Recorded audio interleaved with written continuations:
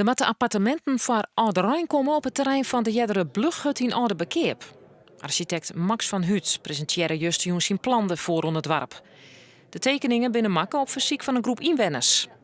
Het is de bedoeling dat er op dat perceel van 9000 vierkante meter, dat daar woningbouw gaat plaatsvinden. En daar zijn dus de plannen en de gedachten heel verschillend in. De gemeente is Stellingwerf had plan voor 3 luxe villa's. Maar de groep inwoners shot meer in de appartementen, bedoeld voor senioren. Er binnen 2 varianten nu tekenen. Een workerijmodel, verwijzend naar de skiertnis van het terrein. En een hofkesmodel, dat met een veilig gevoel aan en goed in het landscape pasje, zei het architect Max van Huut. Het is een mooie entree. Als je vanaf bepaalde kanten Ollebekkoop binnenkomt, dan is het, zou je bijna kunnen zeggen, de entree van het dorp. En ik denk dat het heel belangrijk is dat je daar met een groep mensen gewoon iets moois maakt.